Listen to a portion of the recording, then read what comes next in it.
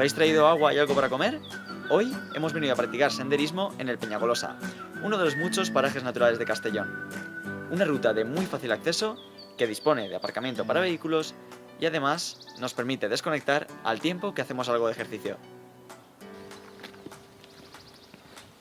En menos de 3 horas podemos recorrer una ruta llena de atractivos turísticos, empezando por el santuario de San Joan, pasando por un inmenso y variado bosque mediterráneo hasta que llegamos a la cima.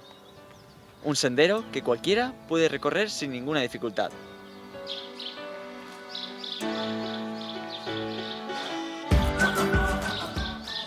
El Parque Natural del Peñagolosa es uno de los más de 20 parques que puedes encontrar en la Comunitat Valenciana.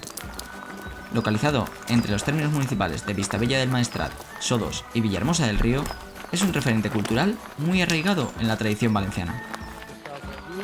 Con sus 1094 hectáreas y su pico de 1814 metros, es considerado el techo de la Comunitat Valenciana, solo superado por el Alto de las Barracas en el Cerro Calderón.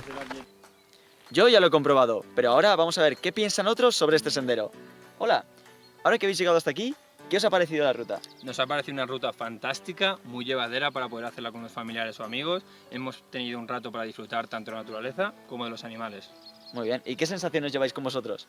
La verdad que muy satisfactoria el haber podido subir hasta arriba el Peñagolosa y haber podido disfrutar tanto de sus vistas como de la naturaleza. Por tanto, repetiríais esta experiencia. Sin lugar a dudas, por supuesto. Muy bien, pues muchas gracias.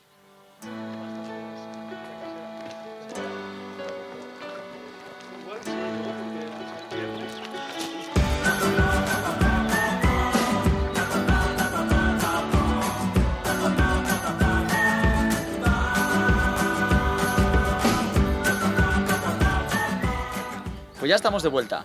Ha sido un recorrido fascinante. Os animo a que vengáis a disfrutar de este camino, repleto de paisajes botánicos, donde podemos entablar nuevas amistades y desde luego sentirnos realizados con nosotros mismos. ¡Hasta la próxima!